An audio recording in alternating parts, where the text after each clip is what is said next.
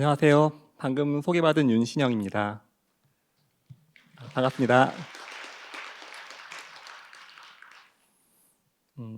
제가 어쩌다 과분하게 기회를 얻어가지고 이 시리즈 강연 시리즈에 두 번째 나오게 됐어요. 언제인지 제가 이제 금방 기억을 못 해가지고 이렇게 그 기록을 봤더니 정확하게 9년 전 2016년에 한번 선 적이 있습니다. 그때 뭣도 모르고 섰던 것 같아요. 굉장히 긴장하면서 했지만 또 한편으로 굉장히 좋은 기억으로 남아 있는데 9년이 지났는데 다시 한번 자리에 서게 됐어요. 저는 근데 그것과 관련해서 좀 할 말이 좀 생기더라고요. 왜냐하면은 짧지 않은 시간이었고요. 뭐 제 개인으로도 그렇지만 세계의 관점에서 짧지 않은 시간이었던 것 같아요. 그때 했던 얘기들 중에 일부는 지금 바뀌어서 양상이 바뀌어서 또 진행되는 것도 있고 그렇습니다. 그때는 주제가 모험이었어요. 이 두산 인문극장은 키워드가 굉장히 좀 독특한 키워드로 그 강연을 시리즈를 만들어 가는데요. 사실 강연하는 사람 입장에서 굉장히 어렵습니다. 너무 이걸로 어떻게 강의를 하라는 말씀이시지? 이런 어려움이 많은데 나름의 방법으로 좀 풀어가고자 노력을 했고요. 그 당시에는 제가 막그 인류의 기원이라고 방금 소개받은 책을 낸 직후였고 그래서 이제 그 내용으로 좀 더 인류의 진화나 이동과 관련해서 그 모험이라는 것을 인류의 어떤 미지의 세계에 대한 탐험 이런 걸로 재해석해서 강연을 했습니다. 근데 그 강연의 마지막 끝 슬라이드가 뭐였냐면요. 2016년 혹시 어떤 일이 그 근방에 어떤 일이 있었는지 기억하시는 분 계세요? 2015년, 16년. 그때 강연에 계셨던 분 혹시 계신가요? 혹시? 근데 2015년이 알파고가 굉장히 크게 화제가 됐던 해예요. 저는 그때 또 과학 잡지 편집장을 하고 있었는데 그 전에 알파고가 뭐 하는지 모를 때 기자들하고 같이 그 AI 특집을 했어요. 그 당시 한창 이제 일반인들 거의 잘 관심 없을 때 정말로 이 판을 좀 바꿀 것 같다 싶어가지고 몇 달 전에 이제 특집 기사를 진행을 했었는데 그 뒤에 바로 그 알파고 대국이 있었고 그때 굉장히 이제 많은 사람들이 놀랐죠. 그 결과를 그 마지막 슬라이드에 담았어요. 그러니까 인류의 모험, 인류의 탄생과 이동, 그것이 가져오는 어떤 의미들을 이렇게 해석을 한 다음에 마지막 슬라이드로 AI의 등장을 언급을 했거든요. 인류의 진화의 어떤 새로운 국면이 될 수도 있다. 근데 그로부터 9년이 지났는데 지금 여러분의 일상을 이제 바꾸기 시작하고 있잖아요. 그걸 보면서 저도 좀 많이 놀랍기도 하고, 근데 그때 언급했던 내용이 조금 다르게 또 변형돼서 똑같이 재현되고 있는 모습도 있고 그렇습니다. 그래서 그런 얘기들을 일단 조금 덧붙이려고 합니다. 네, 좀 빠르게 속도감 있게 진행을 하도록 하겠습니다. 오늘 뭐 제목을 조금 이렇게 붙여봤는데요. 몇 가지 키워드가 있어요. 일단 단위가 저는 이제 시시하게 뭐 100년 이런 거는 취급하지 않습니다. 만부터 시작하고요. 네, 100만 년 단위까지 갈 거고요. 따라서 상상력을 많이 발휘해야 될 수 있어요. 이 시리즈의 다른 이후에 2강부터의 강의를 쭉 보니까 굉장히 이제 현실 문제가 있다는 굉장히 민감한 주제들, 굉장히 그걸 정교하고 정치하게 이렇게 연구했던 분들이 많이 오시더라고요. 그래서 그런 그냥 현실과 이따은 이야기들, 해법들을 많이들 또 고민하실 시간이 될 텐데 오늘은 첫날이고 조금 더 스케일 크게 그리고 좀 더 상상력에 마음을 맡길 수 있는 그런 주제로 준비를 했습니다. 그리고 이제 대부분 골치 아픈 얘기는 거의 없을 거예요. 오히려 약간 좀 저렇게 뜬구름 잡는 얘기도 되나 싶은 얘기들이 좀 있을지 모르겠는데 좀 편안하게 그림 위주로 들어주시면 되겠습니다. 실제로 그림 얘기를 좀 많이 할 거고요. 네, 첫 번째는 이제 1만 년으로 시작하겠습니다. 그냥 뭐 신석기 시대는 그냥 건너뛸게요. 바로 그냥 구석기로 넘어갈 겁니다. 근데 그림은 지금 신석기 그림이에요. 이게 이제 인류의 기원이라는 책에 그 챕터마다 들어갔던 일러스트 파나풍의 일러스트인데요. 이걸 좀 가져온 이유가 있습니다. 그냥 간단하게 소개를 드리면 지금 혹시 이 그림에서 뭐 좀 특이하네, 좀 딴데 이런 그림 묘사한 거랑 좀 다르네 싶은 거 혹시 있으세요? 뭐 아주 특이한 건 없죠. 네, 그게 좋은 반응입니다. 제가 기대한 반응일 수 있어요. 네, 저 다른 게 아니고 저 지금 농부가 여성으로 묘사가 돼 있어요. 근데 원래 이게 초판에선 저 그림이 저렇지 않았습니다. 저게 이제 남성 농부의 모습이었고요. 저게 이제 처음에 이제 출간 첫 판이 나올 때 1세가 2015년 그때 이제 알파고 그때랑 비슷할 때 나왔는데 저하고 이제 이상희 교수하고 같이 만나서 이제 첫 책을 이제 받아들려고 가제본이라면 이제 거의 책이 다 나와가지고 마지막 단계 인쇄에 이제 들어가기 직전이에요. 뭘 어떻게 할 수 있는 단계가 아닌데 마지막으로 그거 한번 이제 보려고 딱 같이 모여서 봤는데 이 일러스트가 좀 독특하더라고요. 재밌다. 이렇게 저는 이제 그러고 넘어갔는데 그 이상희 교수께서 저희 공저자인 이상희 교수께서 첫 마디가 이거였어요. 인류는 남성만 있는 게 아닌데요. 이거였어요. 챕터마다 저런 그림이 한 열 몇 개가 쭉 들어가 있는데 그 중에 다 모든 그림이 다 남성 그림이었어요. 여성은 할머니, 그러니까 아이를 돌보는 할머니 그림 하나 하고 그다음에 이제 뭐 임신 출산을 소개하는 장 거기밖에 없었어요. 저도 근데 그때는 그런 걸 굉장히 민감해한다고 생각했었는데 과학 잡지 하면서 그런 걸 굉장히 강조 많이 했었는데 못 발견했어요. 작가도 못 발견하고 출판사도 못 발견하고 아무도 못 발견했어요. 근데 이제 그 저자만 발견을 하고 저희 주저자만 발견을 하고 그분만 시선이 달랐던 거죠. 그래서 모두가 그때 이제 아차. 근데 이제 되돌릴 수는 없었고 나오고 2년 뒤에 2017년에 그래서 그 해가 바뀌어서 한 10번째 새가 나왔을 때 그 기념으로 싹 다 바꿨어요. 성비도 맞춰가지고 다시 하고 인류의 그 대표자가 뭐 남성은 아니잖아요. 확실히 그런데 그거를 뭐 작가부터 시작해가지고선 뭐 편집자, 저자인 저희까지 아무도 의심하지 않았던 그 아픈 기억이 있습니다. 그래서 제가 이거를 너무 이제 반성하는 의미에서 그 당시 이제 뭐 칼럼 같은 거 많이 쓸 때였는데 칼럼에서 아예 써놨어요. 대놓고 반성문을 썼어요. 인류 남자만 있는 게 아니다. 제목도 그렇게 해가지고 그냥 뭐 대놓고 반성문을 쓰고 앞으로 주의하겠다 나도. 그런데 10년 가까이 지났는데 10년이 넘었죠. 2015년이었으니까 최근에도 보면은 이런 과학 관련된 뭐 강연이나 이런 데 보면은 이 성비가 아직도 많이 안 맞아요. 행사했을 때 뭐 유튜브 썸네일 같은 거 이렇게 보면은 온통 남성 과학자나 남성 연사들만 나오는 경우도 많고 지금 저도 사실 여기 있어서 제가 기여하고 있는지 모르겠는데 그런 경우들이 아직도 고쳐지지 않고 있습니다. 뭐 토론이 많이 길었는데요. 바로 들어가도록 하겠습니다. 벚꽃들 보셨나요? 이맘때 되면 보통 이제 꽃들 많이 기다리시고 그런 분들 많이 계세요. 저도 사실 굉장히 좋아하는데 뭐 의례적인 계절 인사가 아니고요. 저는 이걸 조금 다른 관점에서 좀 집착하고 있습니다. 이거는 이제 뭐 뉴요커 표지인데 보통 꽤 낭만적인 소재죠. 봄 되면은 이제 봄이 온다, 뭐 겨울이 길었고 봄이 온다 이런 낭만적인 소재인데 저는 이걸 약간 좀 다른 측면에서 꽃을 지금 몇 년째 하고 있어요. 개화 시기를 조사하는 개인 프로젝트를 좀 하고 있고요. 제가 이제 원래는 요 직전에는 얼룩소라고 하는 플랫폼에서 일을 했는데 그쪽에서 일종의 시민과학 프로젝트로 전국에 있는 독자들한테 이제 꽃사진 봄이 되면은 꽃사진을 좀 나한테 보내달라 찍어서 올려서 우리 꽃사진 잔치하자. 그럼 제가 그걸로 이렇게 분석을 해가지고 이걸로 뭘 볼 것 같아요? 꽃이 피는 거를 이렇게 모아가지고 정보 모아가지고 제가 뭘 할까요? 네, 맞습니다.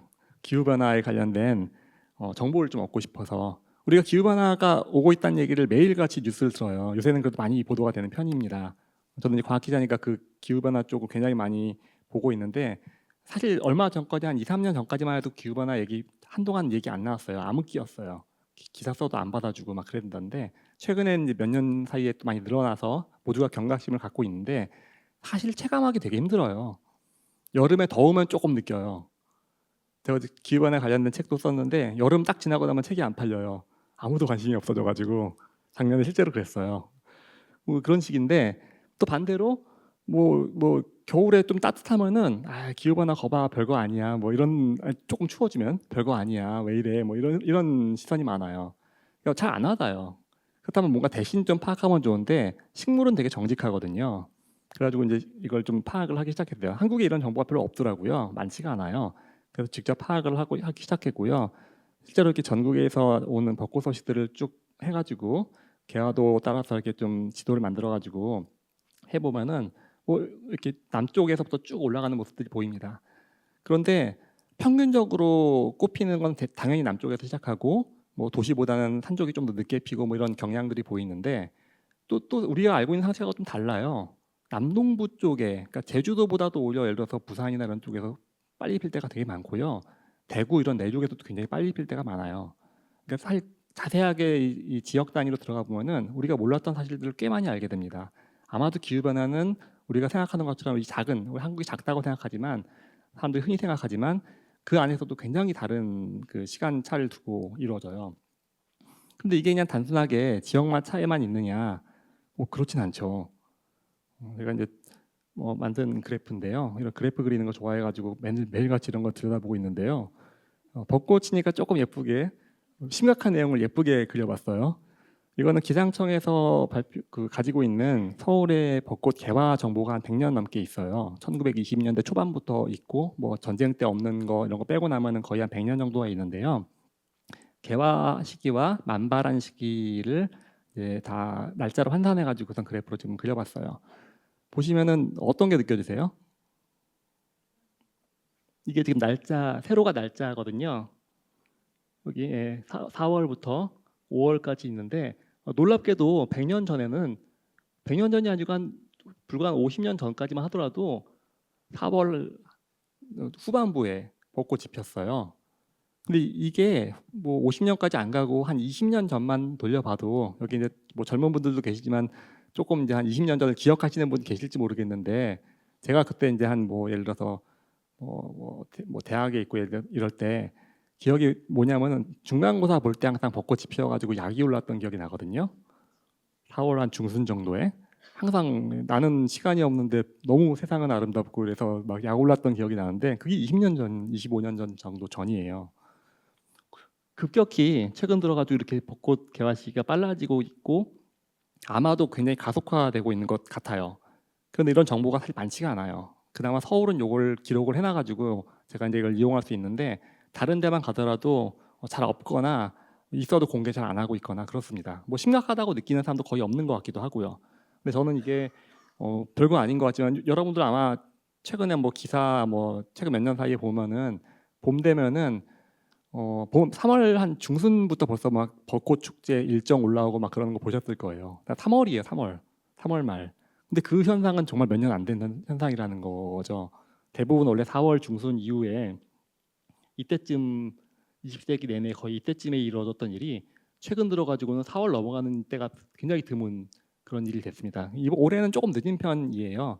근데 올해 좀 늦는다고 하지만 평년보다 어제 4일 날 서울 공식 개화했는데 평년보다 그래도 3일 빨라요. 평년이라고 한다면 최근 30년 평균이거든요. 1991년부터 2020년 평균인데 그것보다도 빨라요. 여전히 늦은 것 같지만 그럴 정도로 점점 빨라지고 있습니다. 이게 전 세계적으로는 벚꽃이 이렇게 유명한 꽃이 아니어서 이게 문화적으로나 유명하지 사실 이렇게 분포가 많지가 않거든요. 근데 한국과 함께 이제 일본이 유명하죠. 일본 사람들은 이제 저보다 훨씬 더 집착이 강하기 때문에 이걸 거의 1000년 넘게 기록을 찾은 사람이 있어요. 일본의 교토대 교수인데 교토 지역에 있는 그 문헌들, 과거 문헌들을 여기 이제 두산 인문극장이니까 이제 인문학 하시는 분들 많으실 텐데, 그 문헌학 하시는 분이 아닌데도 불구하고 고전 문학을 다 뒤져가지고 언제 어디에서 벚꽃이 폈다는 그 구절들을 싹 다 모은 다음에 그걸 날짜로 현대 날짜로 다 바꿔서 기록을 한 거예요. 1000년 넘게. 그래서 되게 유명한 데이터 세트예요. 그래서 저도 그래서 이걸 가지고 이제 마찬가지로 심각한 내용을 아름답게 그려봤는데요. 마찬가지입니다. 거의 1000년 넘게 이렇게 일정하게 오다가 최근 들어가지고는 이렇게 굉장히 가속화되는 뭐 그 개화 자체가 빨라지는 것도 있지만 늦은 개화가 사라지면서 전반적으로 개화가 빨라지는 그런 경향들이 이렇게 감지가 되고 있어요. 이건 이제 이 데이터셋은 2000년대 초반까지밖에 없는데 그 이후에 일본 기상청 데이터와 같이 붙여보면 더 빨라지고 있는 모습이 보입니다. 그래서 일본 역시 우리와 마찬가지로 당연하겠죠. 이 지구의 전체가 겪는 전지구적 현상인 기후 변화를 겪고 있기 때문에 멀어지지 않는, 다르지 않은 양상을 보이고 있습니다. 기분 좋게 벚꽃 보고 뭐 이렇게 가셔야 되는 날인데 벚꽃이 다르게 보이실 수도 있어요. 넌 왜 벌써 펴서 나를 심란하게 하니? 뭐 이런 마음을 가지실 수 있는데, 뭐 그래도 오늘의 그 긴 강연에서 하나 메시지를 가져가시는 거고요. 이 얘기는 끝무렵에 다시 한번 잠깐 또 들려드릴 예정입니다. 본론으로 다시 한번 이제 들어가겠습니다. 제가 뭐 이 얘기 저 얘기 막 할 수도 있는데 그냥 편안하게 들어주시면 좋겠습니다. 이게 이제 가장 메인 이야기고요. 전체 중에서 제가 이제 100만 년까지 간다고 했지만 그 뒷부분은 조금 가볍게 갈 거고 이 부분을 좀 깊이 가고 싶어요. 왜냐하면 지역이라는 키워드하고 같이 보고 싶어서 그렇습니다. 그 지역이라는 말을 듣고 혹시 어떤 개념들 떠올리시나요? 지역. 너무 어렵지 않나요? 네, 저 지역이 아마 많은 키워드들 아마 말씀하신 것 같은 그런 키워드들이 여러 개가 떠올 거예요. 저는 처음에 했는데 저보고 1강을 하라고 해가지고 그럼 지역에 대해서 정의 같은 걸 내려야 되나? 약간 그런 고민 강박에 시달려가지고 제 나름대로 막 한번 생각해봤는데 뭐 그냥 다 제각각일 거라는 결론이에요. 누군가는 뭐 중심지, 뭐 도시, 뭐 수도권 이런 것과 대비되는 개념으로 지역을 이해하는 분들도 계실 거예요. 한국에선 지방이란 말하고도 비슷한 말로 쓰이죠. 메트로폴리스가 아닌 것, 중심지가 아닌 것, 변방, 뭐 약간 이런 개념으로 이해하는 분들도 계시고요. 실제로 그런 것 때문에 이제 이 후반부에 이어지는 다른 강연에서는 또 지방 문제, 지역 문제도 아마 다뤄지는 것으로 알고 있습니다. 또는 누군가는 이 지역이라는 게 삶과 있는 가장 가까운 공간으로 이해할 수 있어요. 우리 지역, 지금 당신의 근방, 뭐 앱도 있죠, 서비스도 있죠. 가장 가까운 곳, 이곳, 내가 사는 곳. 사실 이 관점은 방금 말씀드린 기후변화하고도 굉장히 밀접한 관련이 있고요. 제가 벚꽃 그 개화 시기를 조사하는 이유기도 합니다. 우리 고장에서 과연 얼마나 벚꽃이 빨리 피고 있는지를 보는 것이 그 지역 관점에서의 기후변화가 있기 때문에 그렇습니다. 그리고 또는 좀 더 중립적으로 그냥 지리적으로 넓게 흩어져 있는 어떤 장소, 그냥 뭐 어떤 위계나 차등이 있는 게 아니고 뭐 여기와 뭐 북미 어느 지역 뭐 이럴 때 그 지역이죠. 그런 개념도 있어요. 그렇다면은 뭐이 어딘가에서 지역을 정의를 내려야 될 텐데 그거는 아마 각자 다른 관점을 가지실 것 같고요. 저는 그 중에서 아마 이 강의가 지나고 나면은 하나의 관점 정도를 아마 이렇게 알려드리게 될 것 같아요. 그래서 이제 그거를 위한 이제 시간 여정 또는 공간 여정을 떠나게 되겠는데요. 대신 보여드릴 것이 그림으로 보여드릴 겁니다. 자, 혹시 이거 보신 적 있는 사진이실까요? 한번 어디 뭐 관심 있으신 분은 뭐 고고 미술사학이나 뭐 예술고고학 이런 거 미술사 관심 있으신 분들은 보신 분들도 계실 텐데요. 유명한 그림인데요. 왼쪽에 있는 거는 돌인데요. 뭐 같아 보이세요? 얼굴 같아 보이죠? 이모티콘 같죠? 이모티콘. 요즘으로 치면은 저거는 아프리카에서 발견된 거고요. 무려 300만 년 전 돌이에요. 그런데 놀랍게도 만든 게 아닙니다. 자연석이에요, 자연석.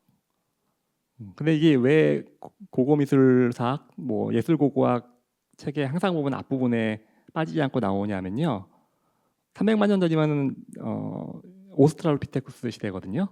오스트랄로피테쿠스라는 우리 이제 먼 조상의 시대인데 오스트랄로피테쿠스가 수집한 돌로 추정되고 있어요. 만들지는 못했어요.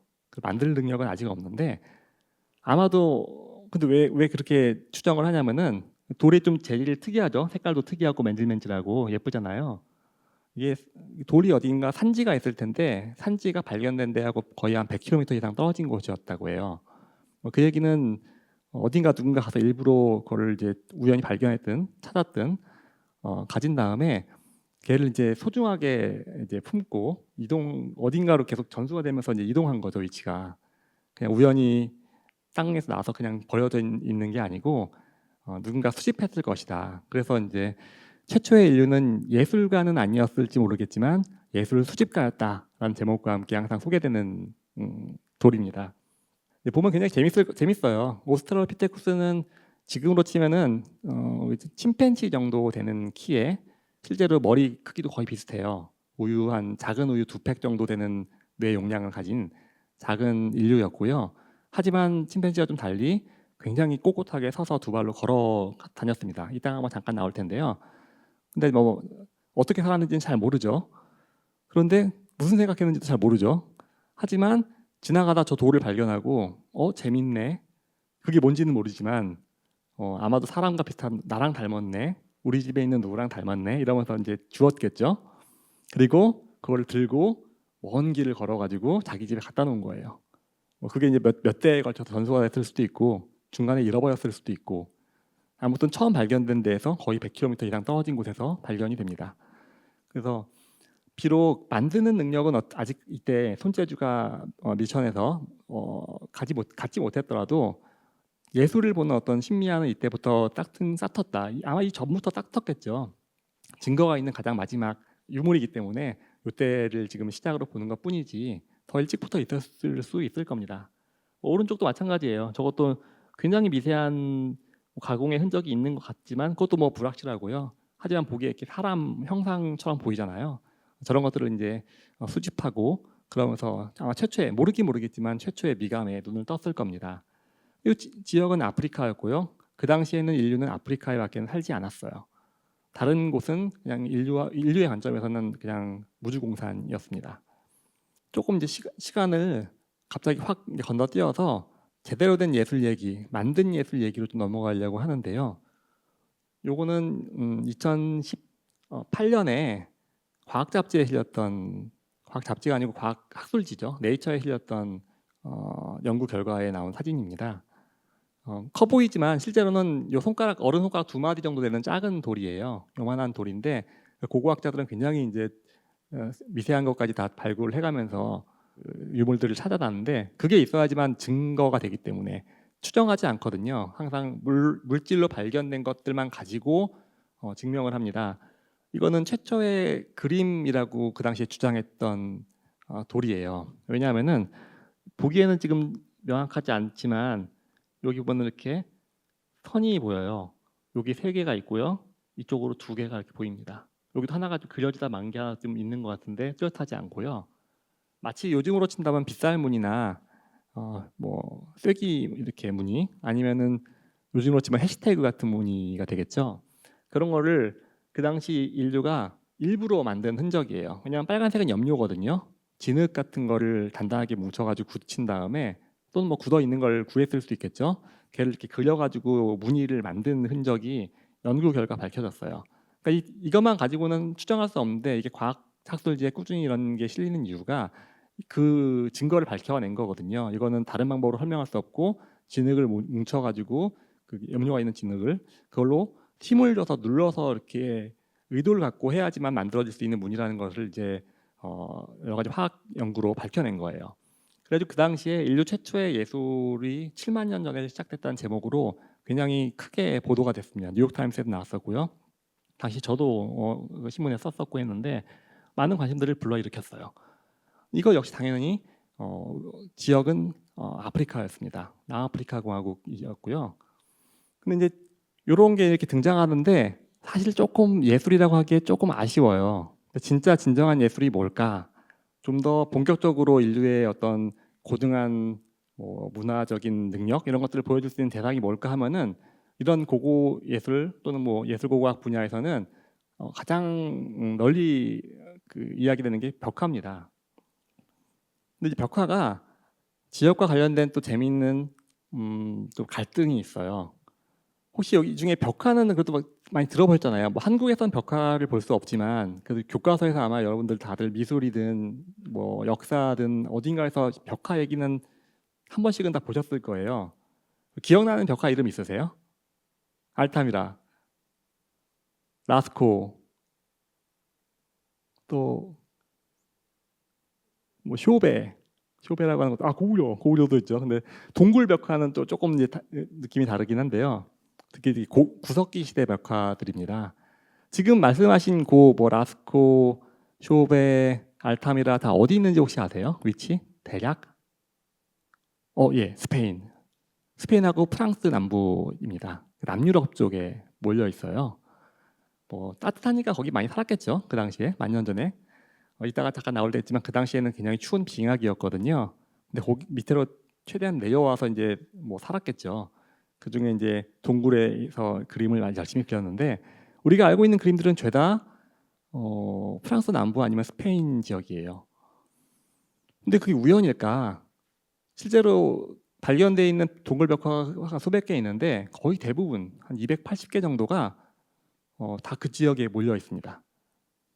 근데 이제 이게 어떤 예술 고고학 분야에서는 어떤 얘기로 연결이 됐냐면은 그 벽화로 상징되는 굉장히 고등한, 여러분들 그 라스코나 뭐 쇼베 알타미라의 그 그림이 굉장히 역동적이고 현대 뭐 피카소가 그렸다고 해도 믿을 만큼 굉장히 그 묘사력이 좋잖아요.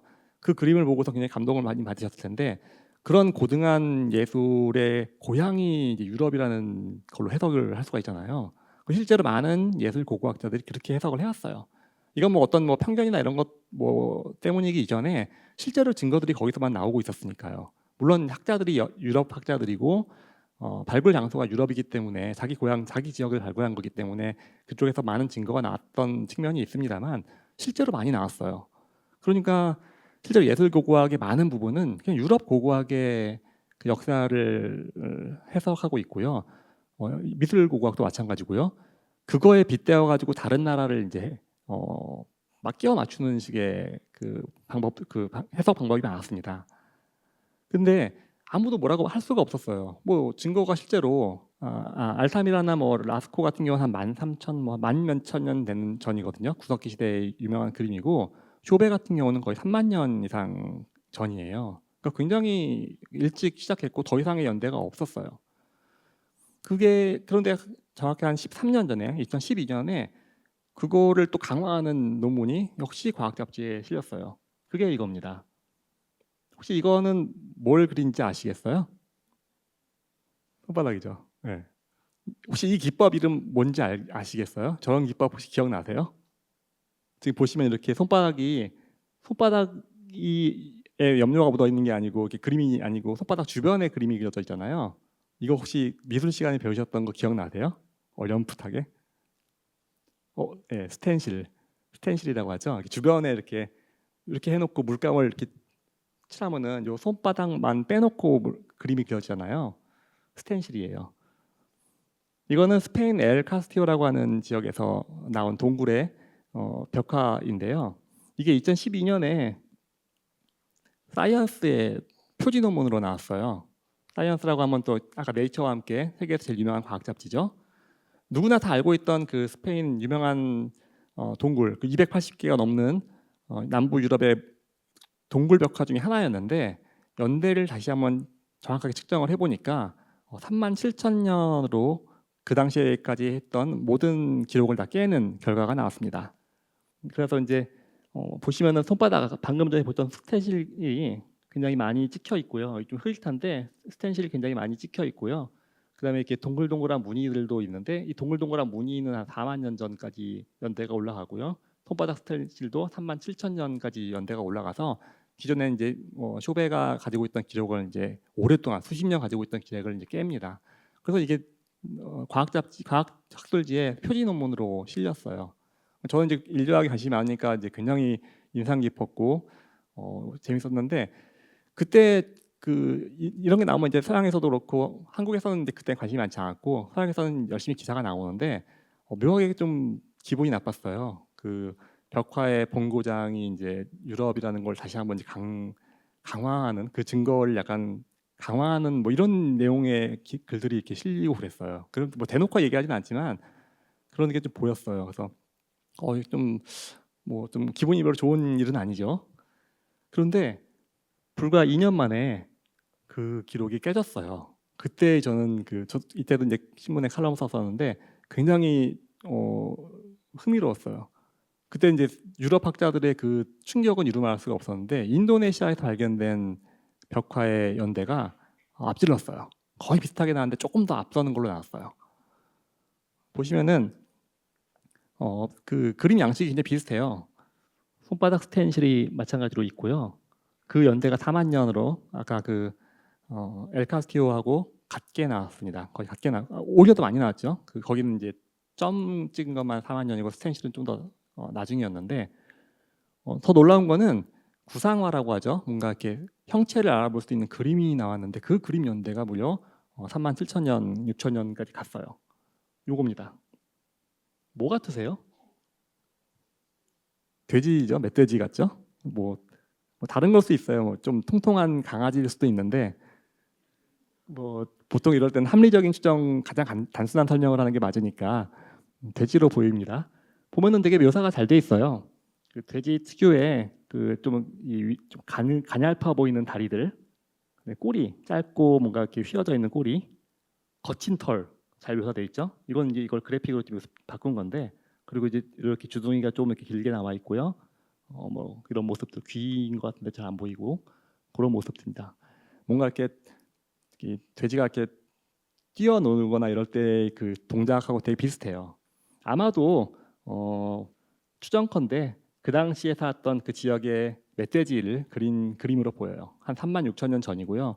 어쨌든 뭐 손바닥 스탠치도 그렇고 이 묘사한 그림도 그렇고 당시로서는 유럽의 어떤 그림보다도 연대가 오래됐어요. 이때 뭐 그 난리가 났어요. 고고학과 예술사학 이쪽의 뉴스는 난리가 났어요. 유럽의 전유물인 줄 알았는데 저 동남아시아에서 우리보다 연대가 비슷하거나 심지어 더 오래된, 더 먼저라고 할 수 있는 벽화가 나왔다는 사실에 꽤 충격을 받았습니다. 많은 기사가 나왔어요, 그거에 대해서. 그래서 유럽의 고고학의 뭐 역사 이런 걸 막 얘기하면서 근데 이걸 깼다 이러면서 그때 뉘앙스가 뭐였냐면은 많은 고고학자들이 유럽에서 이제 어떤 고등한 예술이 됐든 문화가 됐든 탄생을 한 다음에 이게 이제 지역적으로 확산했을 가능성들을 조심스럽게 제기하고 있었어요. 어느 한 곳에서 발명이 된 거죠. 그러니까 그림, 뭐 문화, 벽화 이런 것들이 발명이 되고 뭐 발견이라고 할 수 있고 발명이라 할 수 있을 텐데 그게 어느 한 지역에서 먼저 발견이 돼가지고 퍼져나갔다는 인식이 강했어요. 왜냐하면 인류의 진화 과정도 실제로 그랬거든요. 인류가 나중에 잠깐 나오겠습니다만 아프리카에서 발상을 해가지고 점차 확산해서 퍼져나가는 과정을 거쳤는데 뭐 언어도 그렇고 많은 것들이 그런 과정을 거쳐서 이렇게 퍼져나갔거든요. 근데 벽화 같은 것도 그런 과정을 거쳤을 거라고 알게 모르게 생각을 했고 그 시발점 또는 뭐 기원을 유럽으로 보고 있었어요. 유럽 학자들의 추정으로는. 그런데 그거를 깨는 증거가 처음으로 나온 거예요. 그래서 그 당시에 충격들이 꽤 컸습니다. 저는 상당히 통쾌했어요. 그 당시에. 야, 이거 뭐 맨날 그게 콧대 높게 유럽 그렇게 하더니 그거 아니지 않나. 반대의 가능성도, 그 논리라면 반대의 가능성도 제기할 수 있는 거 아니냐. 우리 연대가 더 빠른데. 근데 그때 이제 주된 논조들은 그러면은 이제 한 단일 기원이 아니고 지구촌 곳곳에서 동시에 예술이 발상을 해가지고 이렇게 같이 이렇게 확산했을 가능성이 있다. 뭐 이런 걸로 이제 얘기를 하더라고요. 근데 이게 한 번의 이벤트였으면은 뭐 잠잠했을 텐데요. 끝나지 않았어요. 그리고 뭐든지 먼저 열심히 연구하면은 거기는 더 이상 나올 게 없잖아요. 후발주자에서는 무한한 기회가 있습니다. 몇 년 뒤에 또 다른 게 나왔는데 더 놀라웠어요. 뭐 같아 보이세요? 네, 선명한 뿔이 보이죠? 네, 모양도 아까 체형이 좀 달라요. 두툼한 이 몸과 이런 모양들 볼 때 아마 뭐 들소나 뭐 이런 거 같겠죠. 이 당시에는 4만 년 전인데 4만 년 전이면 아직 뭐 동물을 길들이거나 이럴 때는 아니기 때문에 이건 야생의 동물이에요. 들쏘일 겁니다 아마. 뭐 물쏘거나 들쏘거나. 이거는 마찬가지로 동남아시아 인도네시아예요. 또 다른 섬인 아까 이제 술라웨시였고 지금은 이제 보르네오라고 지도에 보시면 가장 큰 섬 있잖아요. 그쪽에 이제 북동쪽 쪽에 있는 지역인데 그쪽에 있는 이제 그 동굴에서 발견된 그림이에요. 근데 연대를 역시 그냥 측정하기 어려웠는데 동남아시아는 보통 이런 연구가 힘든 게 덥고 습해가지고 좀 이렇게 오염이 많이 돼 있기 때문에 좀 선명하게 알기 힘들어요. 근데 그럼에도 불구하고 이제 과학자들이 해가지고 이것도 네이처에 실렸습니다. 이 당시 이제 측정된 연대가 구상아 아까 돼지보다도 더 오래된 4만 년 전으로 측정이 됐어요. 유럽 사람들이 또 난리가 났어요. 또 나왔다고. 근데 또 연대가 이미 심지어 4만 년 전인데 이렇게 생생한 알타미라에서나 볼 수 있을 것 같았던 그림이 나왔다고 이러면서 이제 놀랐어요. 근데 그것만이 아니에요. 같은 동굴인데요. 천장 쪽에 이렇게 아까 그 그림이 4만 년 그림이었고요. 그 동굴에 있는 다른 쪽에 보면은 여기 색깔이 좀 어두워서 약간 좀 기괴해 보일 수도 있는데 뭐 같으세요? 아까 손바닥이잖아요. 희한해요. 지구 곳곳에 이렇게 손바닥이 찍혀 있어요. 누군가가 지령을 내린 것처럼 찍혀 있어요. 이것도 손바닥 스텐실이고요. 여기 사진이 좀 이렇게 어두워 보이는데 좀 밝게 찍은 거 보면은 이게 한 와인색 정도로 보이고 이게 이제 주황색, 요거랑 비슷한 주황색으로 이렇게 또 찍혀 있는데 연대가 달라요. 요건 조금 나중이고 이게 좀 더 오래됐고 5만 년 이상 됐고요. 요것 또한 4만 년 이상 된 건데 얘는 이제 손바닥이 좀 독특하죠. 이렇게 약간 모션 그래픽으로 이렇게 착착 만화 이렇게 해놓은 것처럼 보이기도 하고 손바닥으로 약간 꽃을 만든 것 같기도 하고 해서 별명이 손바닥 부케예요. 이렇게 그래서 이렇게 되게 단순한 손바닥이지만 그걸 이렇게 모아서 찍어서 이렇게 꽃처럼 좀 화려하게 묘사를 했다고 해가지고선 유명해졌습니다. 이런 게 찍혔는데 이게 연대가 심지어 5만 년 전까지 넘어갔어요. 근데 이쯤 되면 이제 유럽 학자들은 이제 아무 말도 안 하기 시작하죠. 네, 할 수가 없죠. 이제 뭐 더 이상 나올 게 거기는 없는데 다 밝혀졌는데 너무 일찍 밝혀놔가지고 예전에는 이제 뭐 지구 곳곳에서 비슷하게 만들어져 가지고 다 위아더 월드야 이렇게 생각해서 말했는데 이제 뭐 연대가 만 단위로 이제 앞서가기 시작합니다. 그러면 이제 조금 이제 불편해지기 시작하겠죠. 근데 이게 또 안 끝나요. 이 레이스가. 요건 이제 아까 그거고요. 보면 여기 4만 년 뭐 이렇게 4만 년. 아까 그 북해 있는 쪽이 5만 년이고요. 1년 뒤에 또 나왔어요. 저는 이제 이걸 좋아하니까 나올 때마다 기사를 썼는데 나중엔 좀 지겹더라고요. 근데 요건 또 재밌는 면이 좀 있었어요. 얘도 또 똑같이 소가 보이죠? 아까처럼 뿔이 있고, 이거 여기 발굽 보이세요? 네, 우제류라고 하죠. 뭐 돼지나 소 이런 게 이 짝수계의 발굽이 있는 동물, 우제류. 네, 이건 누가 뭐래도 소죠. 근데 그것과 함께 여기 조그만 존재들이 켜져 있어요. 근데 혹시 이거 뭐 같아 보이세요? 사람 같아 보이죠? 얘는 뭐 같아 보이세요? 개? 여기 이렇게 주둥이가 이렇게 새 같아 보이죠? 예. 근데 사실 이것도 보면은 좀 뭉개져서 그렇지 같아요. 뾰족하게 돼 있어요. 얼굴이 사람 얼굴이 아니에요. 새 머리를 한 사람을 그려놨어요. 이거 나왔을 때도 난리가 났었습니다. 이거는 단순 구상화 정도가 아니고 어떤 상상 속의 존재를 이제 그린 거예요. 상징을 이제 이해하는 존재가 그린 거예요. 근데 문제는 연대가 4만 4천 년 전이었습니다. 반인만수라고 하는데요. 그 사실 이제 뭐 고고학 뭐 예술 뭐 이런 거 하시는 분들 사이에서 되게 유명한 주제더라고요. 근데 그 연대가 이렇게 간다는 거가 이제 굉장히 특이했어요. 보시면은 굉장히 거대한 동물, 실제로는 사람이 훨씬 크거나 비슷하겠죠. 뭐 소가 아무리 커도 이렇게 뭐 거대한 괴물처럼 보이지는 않을 거 아니에요. 그런데 이걸 둘러싸고 있는 8명의 사람의 모습이 그려져 있고요. 보시면 이렇게 뭐 창 같은 걸 들고 있는 모습도 있습니다. 뭐 이렇게 뭐 뾰족한 걸 들고 있는 모습이 보여요. 아마도 사냥하는 모습을 그린 것 같아요. 또는 뭐 사냥하는 모습에 빗댄 어떤 뭐 제의일 수도 있고요.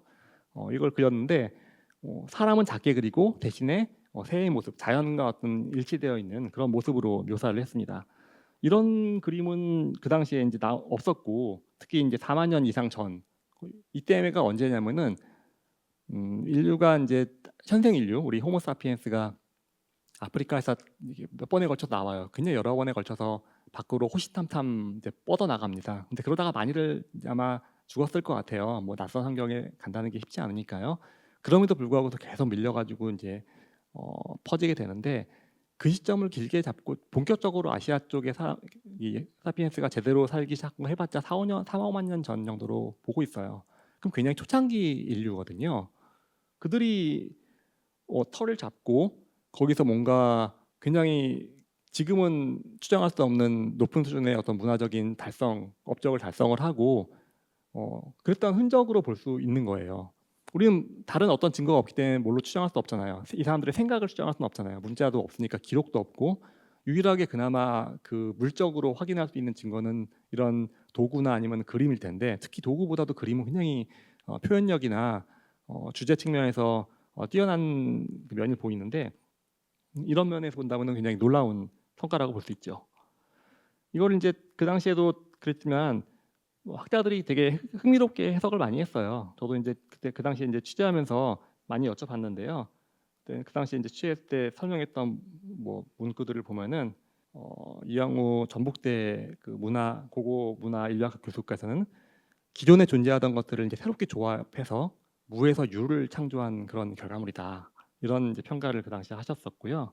그 당시에 이제 또 국립중앙박물관장 하시던 백이동 전 관장께서도 사실 동남아시아에서는 먹고 살 게 많았어요. 동남아시아에 많이 살았던 이유가 생산성이 굉장히 높고 바닷가가 많으니까 물고기 잡아먹을 거 많고 그래가지고 사냥이 별로 발달한 곳이 아니거든요. 이거는 굉장히 어떻게 된다면 의미에 좀 더 초점 맞춘 그런 행위일 것이다. 굉장히 귀하고 어떤 특별한 행위를 묘사한 그런 장면이지 일상적인 사냥 장면을 묘사한 건 절대 아닐 것이다. 그렇게 얘기를 하셨어요. 근데 듣고 보면 그런 것 같아요. 새 머리를 한 어떤 이렇게 약간 뭘 탈 같은 거 뒤집어 쓰고 제의 같은 거 또는 축제 같은 거 하는 그런 광경을 떠올려 보시면 될 것 같은데 그런 장면의 하나일 것 같아요. 그래서 이제 우리가 알 수는 없지만 이 그림 한 장으로 굉장히 많은 그 당시 사람들의 거의 4만 년 이상 전에 살았던 구석기인들의 어떤 마음을 우리가 증명할 수는 없지만 추정할 수 있는 그런 단서들을 많이 얻게 됩니다. 근데 그래도 안 끝났어요. 그래도 안 끝나가지고 2021년에도 또 나왔는데 멧돼지가 또 나왔어요. 이번에는 무려 4만 5,500년 전에 멧돼지 그림이고요. 표현 방법은 굉장히 비슷한데요. 조금 달라요. 이것도 보면 굉장히 역동적으로 잘 묘사를 해놨죠. 이 뒷다리 보이시나요? 뒷다리 뭔가 강력한 뒷다리. 근데 특이하게 여기 뭐가 이렇게 뾰족한 게 나와 있는 게 좀 특이해요. 뿔인지 뭔지 잘 모르겠어요. 특히 요것도 이상해요. 밑에 뭐가 이렇게 뾰족뾰족 나와 있어요. 네, 뭔지 모르겠지만 뭐 아마도 지금과 다르니까 다른 종류의 멧돼지가 있었겠죠. 아니면 우리나라 멧돼지처럼 약간 뿔이 있는 걸 수도 있고요. 그리고 또 발견됐어요. 작년에도 또 인도네시아에서 역시 슬라웨시에서 발견됐는데 이제 5만 년이 넘어갔습니다. 5만 년이 넘어간 게 발견됐고요. 여기도 이제 보면은 여기 이제 동물이 보이죠. 여기 사람이 보여요. 여기 좀 흐릿한데 이렇게 여기 다리고 뭔가 들고선 여기 이렇게 있고요. 세 명의 사람이 이렇게 뭔가 아마도 사냥하는 걸로 추정하는데 이렇게 그런 모습이 보입니다. 참고로 한국에 지금 최상위 포식자가 뭔지 아세요? 동물 중에 최상위 포식자? 육식 동물 중에서? 예? 삭? 호랑이는 없죠. 예. 담비예요, 담비. 담비하면 이름도 귀엽고 가수 이름도 있고 해서 뭔가 이렇게 예쁘고 귀여울 것 같은데 한국의 생태학자가 실제로 연구한 결과입니다. 최상위 포식자예요. 이걸 왜냐면 더 상위 포식자가 없어서 그래. 다 멸종해서 곰, 늑대, 호랑이 다 멸종했죠. 그 중에서 딴 건 뭐 그렇다 치는데 호랑이 같은 경우는 뭐 국내에서 걸출한 연구자들이 많이 계시지만 사람이 이제 멸종시킨 거잖아요. 뭐 일제 시대 때 멸종했다는 얘기도 있지만 그것보다는 이미 조선 시대 때부터 많이 멸종을 했어요. 그래서 멸종했는데 그때 이제 사냥법이 뭐냐면은 사람 3명이 호랑이 한 마리 사냥하는 사모법인가 뭐 그런 기술이 있어요. 사람 3명이면 호랑이를 잡았대요. 사냥을 했대요. 근데 이제 보시면 저도 이거 보니까 그거 생각나더라고요. 3명의 사람이 이 거대한 덩치의 어떤 그 야생 동물을 좀 사냥하고 있는 모습인데 그런 모습이 여기서도 이제 보입니다. 뭐 이제는 이제 아무도 뭐 예술의 탄생 뭐 이런 얘기를 이제 안 하는 시대가 됐고요. 그냥 인도네시아에서 점점 기록을 갱신하고 있구나. 5만 년으로 넘어갔구나. 이런 이제 시대로 넘어갔어요. 근데 아마도 이런 추세는 계속 될 것 같고요. 근데 올해 또 나왔죠. 여기는 이제 사람과 교류하는 그래서 이제 좀 더 고등한 스토리가 담겨 있는 그림도 나왔다. 이제 그런 연구가 또 작년에 또 한 번 나왔습니다. 그런가 하면은 마찬가지로 사이언스에서 나왔던 표지 논문이 하나 있었는데 이때도 보면은 이제 뭐 이렇게 스텐실이 있어가지고 비슷해요. 이런 그림이 발견이 돼가지고 표지 논문으로 나왔었는데 요거 보면 이게 꽤 멋지잖아요. 무슨 추상화 같은 느낌도 많이 들고 어디 이렇게 작품으로 걸어놔도 손색 없을 것 같은 멋있는 그림인데요. 네, 문제는 연대가 6만 년이 넘어가는 걸로 측정이 됐어요. 그래서 이제 난리가 났어요, 이 당시에. 근데 왜냐하면 이게 유럽에서 발견된 건데 처음에는 좋아했죠. 유럽 학자들이 와 우리 이제 인도네시아한테 치이고 있었는데 6만 년 넘는 게 낫다 이러고 좋아했어요. 근데 잠깐만 이거 이상하잖아. 6만 년 전엔 사피엔스가 없었어. 이러면서 이제 패닉에 빠졌어요. 그래서 이제 이게 전체가 다 6만 년은 아니고요. 이런 거는 나중에 후대에 그린 거고요. 이런 선 중에 하나가 연대가 6만 년 넘게 나왔습니다. 6만 4천 년 정도 전으로 나왔어요. 근데 그때는 유럽 땅에는 네안데르탈인이라고 하는 우리의 가장 가까운 친척만이 존재하고 있던 시기거든요. 이제 이들은 처음엔 연대가 높여놔서 좋아했을지 모르겠지만 우리가 그린 게 아니네. 이런 이제 인식으로 바뀌었죠. 아마도 저는 이거 생각하면 굉장히 좀 먹먹한데 아주 6만 년 전에 그 당시에 동굴을 차지하고 있던 빙하계 네안데르탈인이 그림을 그렸을 거예요. 그거는 뭐 부인할 수 없는 사실인 것 같아요. 근데 그렸는데 뭐 거창한 그림을 그린 건 아니겠죠. 뭐 선을 그리고 뭔가 표현을 하고 싶었지만 다 못했을 수도 있고 지워졌을 수도 있는데 나중에 그 동굴을 차지한 다른 인류들, 나중에 결국은 이제 사피엔스가 5만 년, 4만 년 전 이후로는 들어가서 그 동굴을 차지했을 텐데 들어가 보니까 그림이 그려져 있을 거 아니에요. 그림이네.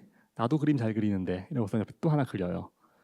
또 뭐 몇천 년 지나가지고 또 그 동굴에 간 또 인류가 여기 그림이 있어. 누군지 모르겠는데 그림 되게 못 그린다 이러면서 나도 내가 또 그리는데 이러면서 이게 그림이에요. 뭔지 모르겠어요. 저는 이런 거 볼 때마다 참 신기한데 뭐 이런 무늬도 그리고 기하학적 무늬 점점점 뭐 김한기님 그림 같은 느낌이죠. 예. 동물도 그려요. 약간 순간 이동하는 것 같지 않아요? 동물이 여기로 쏙 들어가지고 쏙 나오고 있는 느낌. 제가 너무 SF를 많이 봐서 그런지 예, 순간 이동하고 있는 모습 같은데 뭐 이런 모습도 그려요. 그래가지고 아마도 근데 뭐 소고기 그린 거 있죠. 소고기 먹고 싶다 이러면서 그렸겠죠. 네. 하여튼 이렇게 여러 인류가 몇만 년에 걸쳐 가지고 대를 이어가면서 그림을 이렇게 완성시켜 갔습니다. 근데 이게 연구가 나오고 사실 이 논문은 좀 논란 중이에요. 정말로 연대가 6만 년이 맞을까? 네안데르탈인이 그린 게 맞을까? 해서 아직까지 좀 논란은 되고 있습니다만 한 가지 중요한 가능성을 던졌어요. 그림이든 뭐든 동굴 벽화든 우리가 알고 있는 고증한 그 예술 작품이 반드시 현생 인류의 전유물은 아닐 수 있다라는 놀라운 지금 생각하면 당연할 수 있는데 사실 아무도 그 당시에 많이 생각하지 않았던 주제를 던졌던 그림이에요. 그래서 정리하자면은 벽화라고 하는 되게 잘 알려져 있는 대상인데 최근 한 10년 사이에 많은 발견이 이렇게 과학계에서 이루어지면서 많은 그 고정관념들을 깨고 있습니다. 먼저 인류가 어느 특정 지역에서 우수한 문화를 발전시켜서 그것들이 이게 지역적으로 확산되게 만들었다는 그러한 견고하던 이론이 그냥 박살이 나버렸어요. 완전히 박살이 난 것뿐만이 아니고 오히려 기존 학자들이 생각했던 것과는 전혀 다른 곳에서 먼저 발생했을 가능성도 제기가 되고 있어요. 하지만 아마도 그 거리가 워낙 멀기 때문에 그게 전파에 의해서 문화가 퍼졌다고 보기보다는 동시다발적으로 사람은 다 비슷하기 때문에 각 지역에서 동시다발적으로 비슷한 작품을 탄생시킨 게 아닌가 싶어요. 아까 남아프리카 처음에 보여드렸던 남아프리카 공화국에서 발견된 그 진흙으로 만든 그 선 몇 개, 찍찍 그어서 해시태그 모양을 만들었던 그 선 몇 개, 아마도 그 당시에 살았던 뭐 사피엔스일 수도 있고 아프리카는 워낙 많은 인류가 있었기 때문에 다른 종류의 인류일 수도 있는데 그들이 그렸던 그림하고 유럽에서 남부 유럽에서 멋있는 역동적인 소를 그렸던 인류하고 동남아시아에서 이렇게 멧돼지와 소를 그렸던 인류 그리고 그들이 다 누가 하나같이 지령을 받은 것처럼 손바닥으로 지장 찍듯이 스텐실로 그냥 찍어서 묻혀가지고 찍으면 도장 찍듯이 찍으면 편할 것 같은데 다 스텐실로 했어요. 이렇게 희한하게 그런 것들을 보면서 이렇게 동시다발적으로 인류가 비슷한 어떤 그 문화적인 전이 단계를 겪지 않았나 이런 이제 주장들이 되게 진지하게 제기된 그 나오는 계기들이 됐습니다. 제가 이제 지역 얘기를 하면서 왜 뜬금없이 그 첫 파트를 앞에 이제 벚꽃 파트 말고 첫 파트를 벽화 얘기를 하나 아마 그림 얘기를 하나 좀 궁금하셨을 수도 있는데 저는 이게 이제 오늘날 지역 얘기에 조금 시사하는 바가 좀 있다고 생각합니다. 지역이라는 개념이 저는 이 주제를 받아들고 많이 이렇게 고민을 하면서 제가 이제 떠올렸던 그림이 하나 있는데요. 지도가 하나 있는데요. 까치의 분포를 이렇게 그린 그림이 있어요. 여러분 까치는 누구나 다 알고 전 세계적으로 제일 성공한 조류 중에 하나예요. 날짐승이니까 사는 범위도 굉장히 넓어요. 전 세계 이렇게 구대적이 다 퍼져 살죠. 근데 까치 같은 경우도 종이 다 많이 여러 개 있습니다. 뭐 최소한 4종 이상이 있고 아마 더 되는 것 같아요. 아종까지 포함하고 굉장히 많은 종이 있어요. 근데 인류 같은 경우는 그렇지 않거든요. 인류는 여러분들이 여기 계신 인류와 북미 저 끝에 있는 인류, 호주에 있는 무려 6만 년 정도 전에 그 우리가 갈라진 에버리진, 뭐 아프리카에 있는 인류, 아프리카는 우리보다도 훨씬 더 인종 다양성이 풍부하거든요. 거기에는 우리 모두의 어떤 차이보다도 더 많은 차이가 거기에 있어요. 뭐 남아메리카 대륙에 있는 선주민들 뭘 해도 우린 다 같은 종이잖아요. 지구상에서 같은 종의 어떤 대형 포유류, 뭐 대형이 아니어도 상관없는데 모든 지역을 지구 전 지역을 이렇게 점유하거나 퍼져 사는 경험은 지구가 태어난 이래 아마 처음일 겁니다. 뭐 적어도 지금까지 밝혀진 바로는 그래요. 그 활동 범위가 넓고 성공적이고 까마귀와 함께 가장 똑똑하다고 하는 까치 같은 조류도 많이 그 서식 범위가 굉장히 넓은데 여러 종으로 갈려져서밖에는 달성하지 못한 일인데 인류는 단 한 종 걸어갈 수밖에 없는 인류인데 그거를 불과 몇만 년 만에 해냈거든요. 네. 근데 저는 그래서 과연 지역이라는 말이 아까 이제 여러 가지 정의가 있었는데 여러 정의 중에서 뭐 위계가 있는 정의도 있고 뭐 중심과 변두리의 뭐 정의도 있고 있지만 어떤 다양한 지리적 위치를 일컫는 가장 기본적이고 중립적인 지역이라는 개념은 인간만이 가질 수 있는 개념이 아닌가 하는 생각을 했어요. 어떠한 동물도 지역이라는 개념을 가질 수가 없어요. 왜냐하면 지역이 좀 더 갈라지고 그 생태 조건이 바뀌는 순간 다른 종으로 진화해요. 그게 다윈이 밝힌 진화론이거든요. 갈라파고스의 그 좁은 지역에 있는 작은 섬들 무더기에서 그 섬마다 다 다른 종류의 핀치가 나오는 게 이제 진화인데 인간은 그거를 지금 거스르고 있는 거거든요. 무엇으로? 사실 생물학적인 힘으로는 그걸 할 수가 없어요. 오직 문화 힘으로 그걸 하고 있습니다. 문화의 힘으로 생물학적인 진화를 거부하고 있는 종이고요. 가장 대표적인 산물이 저는 지역이라고 생각해요. 왜냐하면 까치는 자기 사는 지역밖에 없는 종이에요. 호랑이 마찬가지고요. 벵골 호랑이 코끼리 그렇게 크고 강력하지만 아프리카에 살거나 인도에 살면 다른 종이거든요. 침팬치 우리 아프리카 되게 좁은 지역에 지금 간신히 생존하고 있는데 종이 다 갈려요. 고릴라도 그렇죠. 뭐 5개 종인가 이렇게 갈려요. 굉장히 좁더라도 자기 지역밖에 없는 게 동물이고 다른 생물입니다. 근데 인간은 그 경로를 벗어났습니다. 그래서 지역이라는 걸 가지고 있고 지역이라는 것이 가지고 있는 어떤 문제 같은 것이 난다면은 그건 인류의 고유한 문제가 아닐까 그런 생각을 하게 됐습니다. 요것도 이제 해시태그 모양인데요. 2014년에 발견된 스페인 고람동굴이라고 하는 그 지브롤터 해협 그 끝에서 발견된 문이에요. 조그매요. 이게 사진은 큰데 실제로는 이렇게 한 요 손바닥보다 작은 크기인데요. 이것도 과학 잡지에 실렸습니다. 과학 학술지에. 연대가 한 4만 년 정도 좀 더 되는 연대인데 그때 아직 현생 인류가 거기 닿지 못했던 가장 끝이니까요. 유럽 가장 서쪽 끝이기 때문에 닿지 못하던 시대예요. 그리고 이때가 네안데르탈인이 막 유럽에서 사라지기 직전이었고요. 그 마지막 사라진 곳이 바로 그 스페인 끝에 지브롤터 해협 요 고람동굴이 있는 곳이에요. 저는 이거 볼 때마다 아마 뭐 제 상상일 뿐인지 모르겠는데 네안데르탈인이 아마 새겼을 거거든요. 그 이유 연대가 맞다면 그럴 겁니다. 이거는 이제 벽화는 아니고 뭔가 뾰족한 걸로 긁어가지고 만든 도구인 것 같아요. 해시태그 모양 같은 거고 인류 그 고고학에서 많이 반복돼서 발견되는 그런 패턴 중에 하나인데 약간 뭐라고 할까요? 이렇게 마지막 남기는 코드 같지 않나요? 뭔가 이렇게 나는 사라지지만 이러면서 저는 되게 찡한데 그냥이 아마도 뭐 마지막 남은 인류 그 한 명은 아니겠죠. 하지만 그 집단 중에 한 명일 거고요. 왜냐하면 시대가 그렇습니다. 딱 4만 년 전이면 네안데르탈인이 막 사라지기 마지막 현생 인류에 밀려가지고 저 지중해 끝까지 밀려갔다 마지막 흔적을 남긴 곳이 그곳인데 그게 그 무렵의 연대로 그 추정이 되고 있어요. 아마도 저기 있는 저 무서운 사람들 때문에 난 여기서 이제 생을 마감하지만 우리는 이제 사라지지만 이러면서 이제 남긴 게 아닌가 하는 그런 생각을 하게 됩니다. 네, 요거는 한 좀 더 연대가 올라가는데 이거는 홍합에 새겨진 이렇게 무늬고요. 이건 빗살무늬죠. 빗살무늬라고 하나 이렇게 지그재그 무늬인데 이거는 심지어 호모 에렉투스가 만든 30만 년 전 유물입니다. 그래서 이제 우리가 알고 있는 것보다 굉장히 많은 메시지들을 우리 친척 인류들, 우리 조상 인류들이 남기고 있고요. 더 이상 이제 뭐 현생 인류의 어떤 어, 전유물이 아닌 그런 예술의 역사들을 증명하고 있는 것 같습니다. 이게 처음 아까 나왔던 걸 다시 한번 그래서 보여드리고요.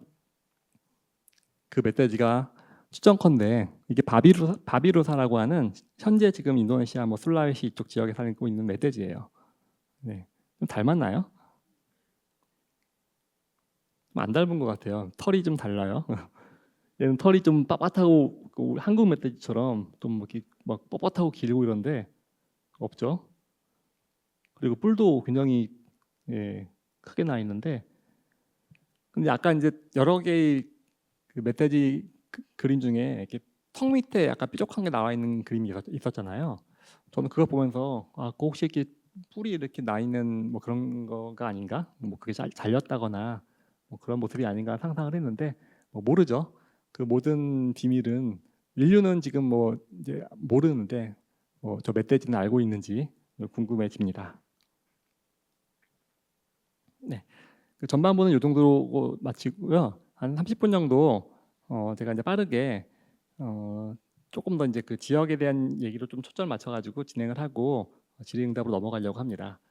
이제 지금 사실 그림으로 보시니까 조금 상상이 좀 덜 될 수 있는데요. 그때의 그 지구의 모습과 지리적인 분포, 그다음에 그 당시 인류의 모습을 좀 보시면은 조금 더 상상이 좀 이제 구체화되는 느낌을 받으실 수 있을 거예요. 요건 제가 이제 과학동화 편집장 할 때 저희 후배와 함께 만들었던 그림 중에 하나입니다. 제가 좋아해서 자주 이렇게 보여드리고 자랑도 많이 하는데요. 사실은 좀 더 정교하게 그리고 싶었지만 이제 데이터가 좀 부족해서 그렇게는 못하고 하지만 상상 꽤 전문가의 상상을 덧붙여서 복원해낸 과거의 한반도의 모습이에요. 한 18,000년 정도 전으로 시간을 돌려보면은 이런 모습일 것 같은데요. 저건 사실 다른 특집이 아니고 한강 특집이었어요. 담당 기자하고 한강 특집을 진행하면서 한강에 대해서 정말 뭐 나올 거 다 나오고 했는데 뭐 안 나온 게 뭐 없을까 하고 막 회의를 하다가 문득 이제 저는 이제 과거에 관심이 많으니까 근데 이게 서해는 되게 얕고 또 한 2만 년 전에는 그 빙하기가 가장 극심했던 때거든요. 최후빙기 최성기라고 하는데 마지막 빙하기에 가장 극심했던 그 추위가 닥쳤던 시기입니다. 어, 전 세계에 있는 바닷물이 많이 얼어 있었죠. 지구의 절반이 잠겨 이렇게 얼어 있었으니까 해수면이 한 100m 이상 낮았어요. 한 130m 이상 낮았어요. 서해는 또는 황해는 그 깊이가 평균 깊이가 30에서 35m 정도밖에 안 돼요. 왜 이렇게 얕아 할 수 있지만 사실 이제 뭐 사람의 그 관점에서 깊은 건데요. 그렇다면 저 때는 당연히 육지였을 거 아니에요. 근데 육지인 거는 당연히 추정 가능한데 그 모습이 궁금했어요. 한강이 지금은 서울에서 이렇게 여기 뻗어 나가가지고 김포하고 그 고향 그 사이로 이렇게 나가잖아요. 한강하구로. 근데 그 한강하구가 그때는 바다가 아니었을 거 아니에요. 그냥 상류였을 거예요. 중류나 상류. 어디까지 이어질까? 이어지고 어떤 모습일까가 되게 궁금했어요. 가지고 국내 이제 학자들 뭐 논문 다 뒤져가면서 했더니 논문은 뭐 굉장히 적고 중국에서 오히려 약간 그 양쯔강 때문에 조금 연구한 게 있고 국내에서는 딱 한 분이 저걸 연구한 분이 계시더라고요. 그래가지고 그래도 이런 걸 연구하는 분이 계시네 해가지고 이제 담당 기자가 취재해가지고 그 증언들과 논문과 이런 걸 다 모아가지고 제가 복원한 그 당시 18,000년 전에 한강의 모습이에요. 자, 보시면요 재밌어요. 우리 한강 이렇게 해서 여기서 끝납니다. 지금은 정말 짧은 한국에선 긴 강이지만 뭐 세계의 관점에서 본다면은 뭐 굉장히 짧은 강이에요. 그런데 과거에는 그러지 않았어요. 이렇게 쭉 연결돼 가지고선 뻗어 나가 가지고 가게 되고요. 흥미로운 거는 지금 북한의 압록강이죠. 압록강이 가다가 이제 한강과 합류합니다. 그래서 거대한 물줄기를 넣어가지고 쭉 가가지고 제주도 남북으로 해가지고 이렇게 갈라져 나가게 되고요. 그다음에 이제 우리가 알고 있는 그 양쯔강은 당연히 더 길게 저 남쪽으로 일본 남부까지 쭉 이어지겠죠. 그다음에 이제 황허도 마찬가지로 이어지고요. 이 황허도 아까 그 한강과 압록강과 만나가지고 가게 됩니다. 이때는 정말 이 동북아시아가 그냥 하나의 거대한 뭐라고 할까요? 좀 이렇게 그냥 한 나라였어요. 나라는 아니겠지만 하나의 어떤 지역이었어요. 이걸 이제 추정하는 연구가 쉽지가 않아요. 왜냐하면은 물이 흔적이 남아있기가 쉽지 않잖아요. 뭐 다 이미 바다에 잠겨서 서해는 더더구나 이제 갯벌이 있기 때문에 뻘에 다 잠겨가지고 다 있는데 그걸 또 이제 과학자들은 어떻게 기발하게 밝혀내더라고요. 강이면은 돌이 굴러가잖아요. 우리 중상류에서 돌이 계속 굴러가면서 하류 가면은 이제 모래로 바뀌고 이제 그런 과정이 있는데 그 돌이 굴러간 흔적들은 아직 발견할 수가 있는 거예요. 그걸 통해 가지고선 추정해낸 그 곳입니다. 그래서 보시면 굉장히 그 복잡한 그 물줄기를 이루고 있고요. 서해는 거의 평탄했어요. 뭐 높낮이가 그 높이가 높아야 한 경사가 한 5도 정도 되는 정말 완만한 평지였고요. 꽃가루 연구를 해보니까 여기는 그냥 초지였어요. 뭐 다른 어떤 뭐 산지 뭐 이런 것도 아니고 초지, 초원 같은. 그러니까 지금으로 따지면 아마도 뭐 잘은 모르겠지만 뭐 세렝게티나 아니면은 뭐 어디 뭐 이렇게 좀 풀이 많은 풀 종류가 많이 자라는 그런 종류의 땅이었을 것 같아요. 척박하다면 척박하고 그렇죠. 좀 이렇게 지리적으로 좀 굴곡도 있고 뭐 그래야지 좀 물도 고이고 뭐 좀 산도 있고 나무도 있고 이렇게 좀 살기 좋을 텐데 좀 척박할 수도 있는데 달리 생각하면은 인류가 만약에 이때도 이제 현생 인류는 살았잖아요. 살았다면은 굳이 이 험한 곳에서 살았을까? 우리 지금 살고 있는 뭐 이런 데는 좀 괜찮겠지만 이런 데 얼마나 험하겠어요. 이 산지에 호랑이나 살고 있고 이런 데서 살고 싶었을까? 여기에 지금 다 오히려 어딘가에서 이렇게 뭐 마을을 이루든 지역을 국가를 이루든 국가는 아니었겠죠. 뭐 마을을 이루든 뭐 군락을 이루든 살았을 것 같아요. 한반도에서 거의 인류 화석이나 뭐 유적 같은 게 잘 안 나오는데 저는 약간 이런 영향도 있지 않을까 상상을 해봅니다. 뭐 굳이 여기까지 올 필요가 있었나 이런 데서 충분히 거주할 수 있었을 텐데 하지만 그런 흔적들은 지금 다 묻혀 있어서 모르고 아마도 다음 빙하기쯤 이제 좀 뻘이 드러나면은 그 뻘이 이제 비에 한번 씻겨 내려가다 보면 나오겠죠. 그때 우리가 있을지는 잘 모르겠습니다만 이게 이제 고무렵에 조금 더 북쪽으로 가면 나오는 풍경이었을 거예요. 이건 지금은 캐나다 북쪽에서 볼 수 있는 풍경이에요. 빙하 말단이라고 하는데 빙하가 이제 굉장히 두텁죠. 수백 미터. 현재는 빙하기 중에서 좀 이제 안 추운 빙하기니까 빙하가 한 수백 미터밖에 안 되는데 여러분들 참 참고로 빙하기 뭐 간빙비 이런 비 용어를 많이 쓰시는데 전문가들은 지금도 빙하기라고 그래요.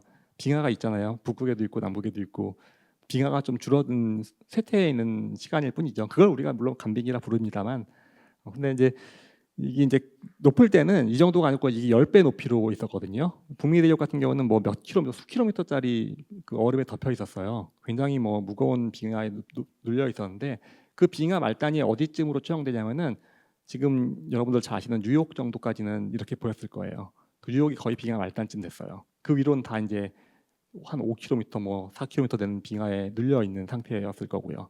근데 인류는 거기서 다 살았거든요. 굉장히 빠른 속도로 확산해서 살았는데 이런 모습의 풍경이었을 겁니다. 여기 이제 스페인, 북부 스페인의 모습이고요. 마찬가지로 최루빙기 최성기 때 이런 모습이었을 거예요. 그러니까 굉장히 척박했어요. 아까 이제 동굴벽화 얘기하고 연결되는 건데요. 왜 굳이 동굴까지 그 어두컴컴하고 무서운 데 들어가가지고 그림 그리면서 살았나 생각해 보면은 현실이 이런 거예요.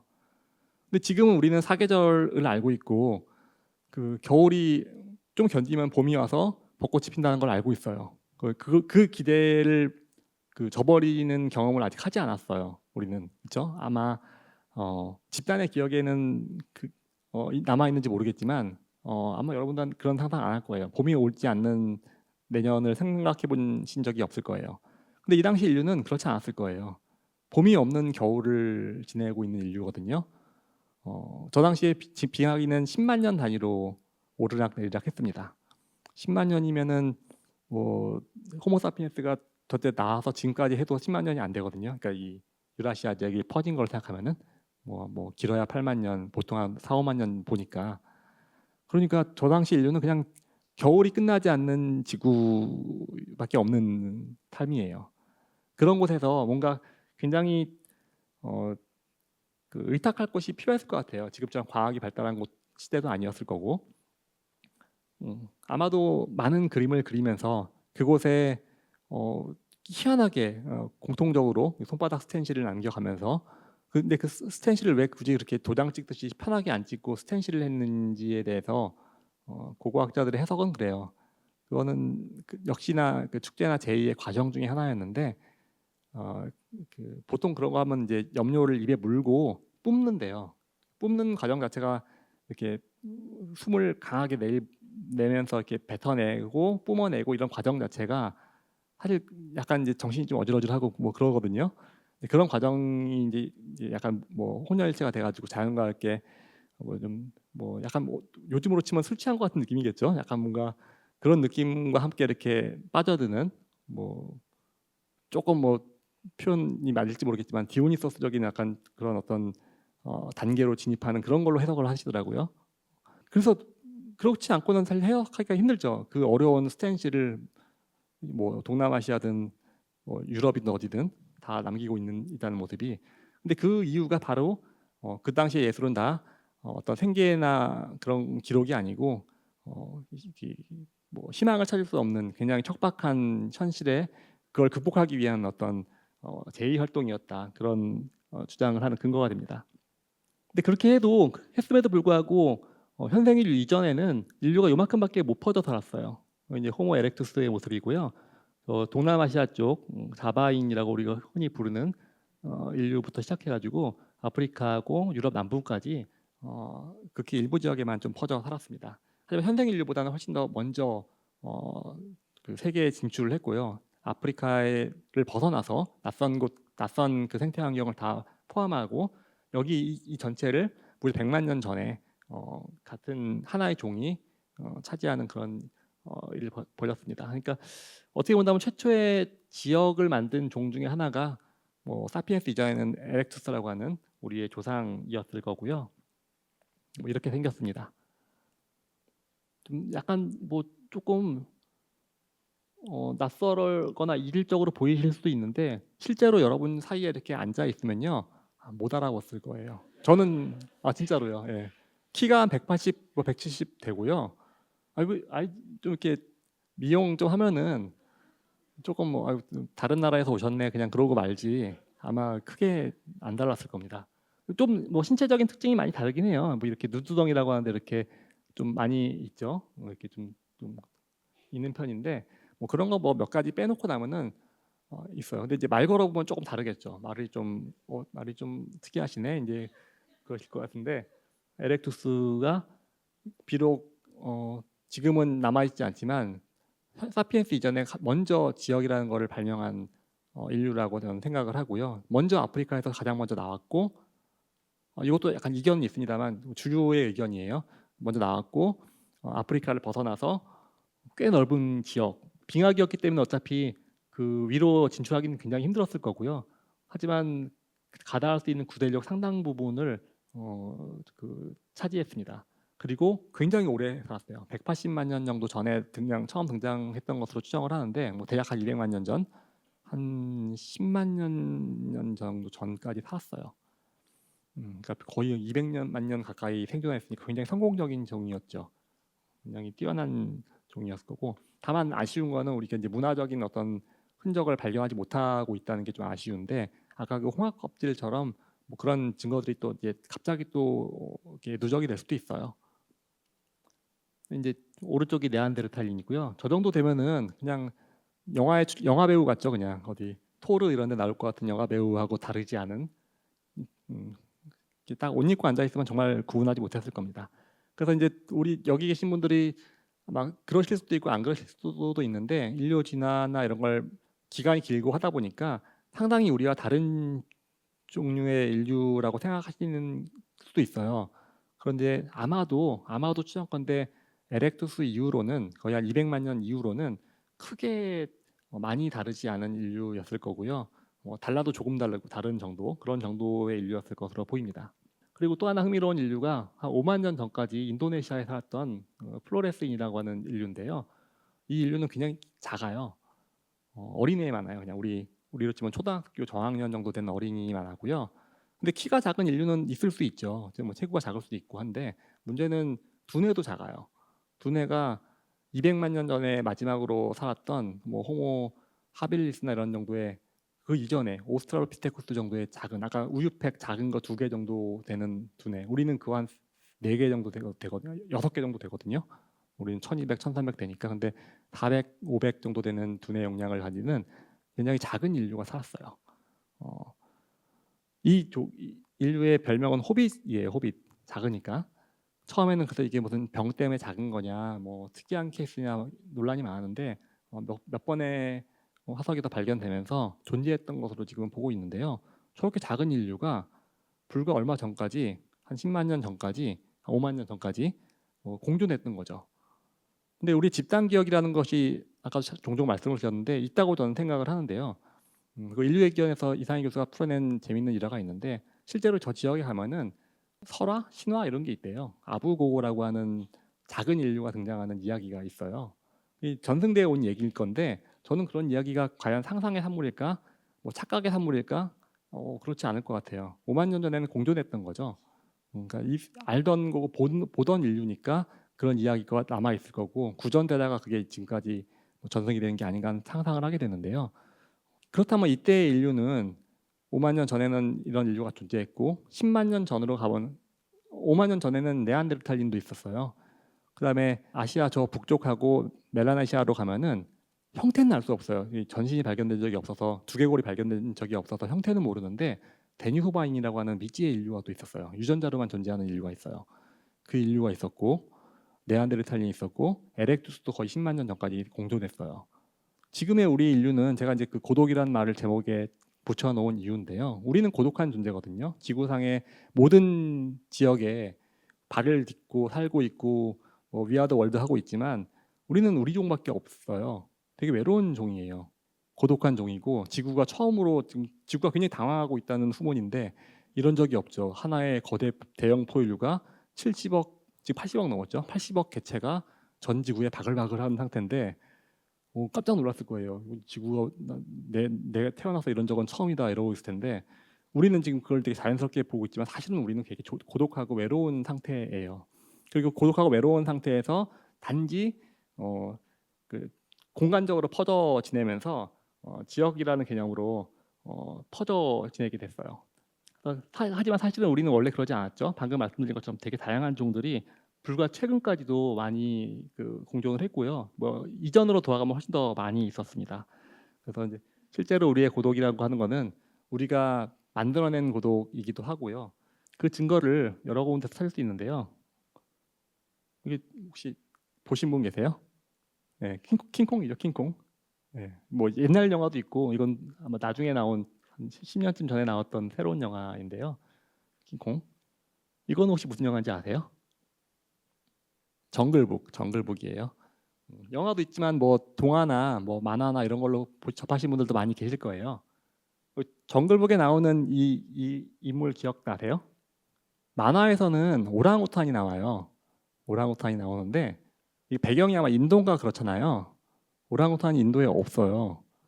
네, 없어요. 근데 이제 인류학자들은 상상을 하는 게 이게 그 당시에 그 인도에 오랑우탄은 없지만 다른 종류의 대형 유인원이 있었거든요. 그래서 이름도 자이언트가 들어가죠. 기간토피테쿠스라고 하는 인류인데요. 사실 이 영화는 그 고증에 따라서 기간토피테쿠스로 바꿔서 묘사했어요. 오랑우탄 아니죠? 오랑우탄 닮았는데 사실 기간토피테쿠스를 그냥 묘사했어요. 사람이 이만한데 키가 3m에 이르고요. 뭐 이렇게 거대한 인류는 아니죠. 그 유인원이었습니다. 근데 이것도 그 공존했어요. 꽤 성공적인 종이었고요. 오래 살았습니다. 근데 그 아무도 그 지구 전역으로 확산하는 인류를 막지 못했어요. 이때는 호모 에렉투스가 살았던 때인데 아마도 에렉투스의 등살에 못 이겨가지고 밀리다가 멸종한 것으로 보여요. 아까 그게 거대해 보였지만 되게 온순한 초식 동물이었거든요. 대나무 먹고 사는 뭐 동남아시아 사니까 뭐 먹고 살 게 다 그런 거거든요. 많거든요. 식물도 많고 열대우림이니까 많고 대나무도 많고 해산물도 많고 이런 곳인데 대나무 먹고 사는 평화로운 곳이었는데 에렉투스가 뭐 기간토피테쿠스를 사냥해 먹는 거는 관심이 없었을 것 같고요. 그 대나무를 가지고 살았어요. 대나무로 도구를 만들어 살았어요. 대나무를 뱄겠죠. 지금 노리고 있는 게 기간토피테쿠스를 노리는 게 아닙니다. 요쪽 대나무 자원을 약탈하고 싶은데 쟤네들 때문에 이제 못하니까 이제 어쩔 수 없이 싸워야 되는 상황을 묘사한 건데요. 이런 식으로 메머드가 멸종했고요. 기간토피테쿠스가 멸종했고 한반도에서는 호랑이와 곰과 늑대가 멸종을 했죠. 우리는 다시 한번 또 외로운 종이 됐어요. 인류로서도 우리만 살아남았는데 다 밀어내고 마지막으로 해시태그 남기고 SOS처럼 남기고 사라져간 네안데르탈린을 잊고 우리만 거기 관광 가고 있는데 동물도 마찬가지로 많이 이렇게 밀어내면서 살아남았어요. 그래서 우리는 한층 더 고독한 종이 지금 되어 있는 상태예요. 제가 사실 준비를 좀 많이 했었는데 더 하면 좀 지루할 것 같고요. 한 7, 8분 남아서 결론으로 넘어가겠다. 사실 뒤에는 이제 약간 좀 부가적인 얘기예요. 이제 사실 우리가 위계로서의 지역을 만약에 상상한다면은 저는 그 지금의 우리의 어떤 메트로폴리스가 있다면은 그러니까 좀 중심지가 있고 변두리가 있다, 변방이 있다고 한다면은 그게 이제 문화적인 것이든 뭐 정치적인 것이든 아마 이 이후에 나오는 많은 논의들, 강의들은 그런 내용들을 많이 다룰 거예요. 그것들이 현실적으로 많이 현상으로 발견이 되고 뭐 사회 문제가 되기도 하고 여러 가지 영향을 미치니까요. 근데 그렇다면 지금은 뭐 그렇다고 치고 시계를 아까 이제 10,000년 전 뭐 신석기 시대 시작으로 돌리면 언제였을까? 아마 문명의 발상지라고 일컬어지는 곳이 뭐 가장 지금으로 치면 요즘 말로 하면 핫플레이스였겠죠. 그렇다면 5만 년 전으로 돌리면 어디였을까? 5만 년 전이었으면 여러분은 어디로 판단하실 것 같아요? 저라면은 유럽 남부도 있지만 동남아시아도 꼽을 것 같아요. 그리고 아마도 그런 곳이 더 많이 있었을 거예요. 동시다발적으로 우리 지금 증거를 못 찾거나 남아있지 않아서 모를 뿐이지 많이 있었을 것이에요. 한반도는 아니었을 것 같아요. 우리의 지금의 자부심, 문화적 자부심과 별도로 아마 한반도는 아니었을 거예요. 아까 보셨잖아요. 척박한 곳, 그 옆에 있는 광활한 초지를 놔두고 이 산지로 온다는 거는 귀양 오지 않는 이상은 아마 뭐 선택하기 힘들었을 것 같은데 뭐 그런 식일 거예요. 아까 뉴욕 우리 지금 오늘날 가장 그 문화의 중심지 일컬어지는 곳 뉴욕 아까 제가 보여드렸던 빙하 말단 덮여있던 곳이에요. 그런 곳이었습니다. 달라요. 지금하고 달라요. 10만 년 전으로 돌아가면은 그때는 이제 거의 제국이었어요. 호모 에렉투스가 건설한 구대륙의 거의 대부분을 점유하고 있는 제국이 그 당시에 이미 형성이 돼 있었고요. 100만 년 전으로 가면은 이제 그때부터는 모든 메트로폴리스는 그냥 아프리카로 수령합니다. 근데 아프리카 얘기를 조금 담아놨었는데 크게 뭐 중요한 얘기는 아닌 것 같아서 말로쓰만 하고 넘어가려고 합니다. 뭐 과거 얘기를 이제 많이 했는데 이게 이제 오늘날에 우리에게 무슨 의미가 있는가 이제 연결을 좀 지었으면 좋겠어요. 저는 뭐 지역이 지금 뭐 과거에는 지금과 달랐고 뭐 어떻게 본다면 지금의 중심지 메트로폴리스 뭐 변방 이런 것들이 다 상대적인 개념이라고 본다면은 뭐 그건 그럴 수 있어요. 근데 그게 지금과 무슨 의미가 있을까? 음. 근데 이제 우리는 미래를 좀 이제 준비하는 게 필요해서 그래요. 왜냐하면은 굉장히 중요한 순간에 와 닿았다고 저는 이제 느끼고 있어요. 하나는 자, 아까 인류가 거의 유일하게 지구상의 어떤 생물하고 달리 종분화 없이 어떻게 본다면 종분화를 거부하면서 단일종을 유지하면서 전 세계에 퍼져 사는 그런 특이한 종이라고 했잖아요. 그리고 그거를 이룩하게 된 계기는 문화적인 거였어요. 문화적으로 발명한 이동 수단과 교통 수단을 통해서 결국은 우리는 실시간으로 지구 반대쪽하고 교류하고 이동하면서 그리고 뭐 짧은 시간에 이동하면서 사실상 경계를 무너뜨렸거든요. 지역종이 발생할 수 없는 환경이 됐어요. 아마도 점점 더 섞이고 있고 점점 더 그런 경향은 가속화될 것 같아요.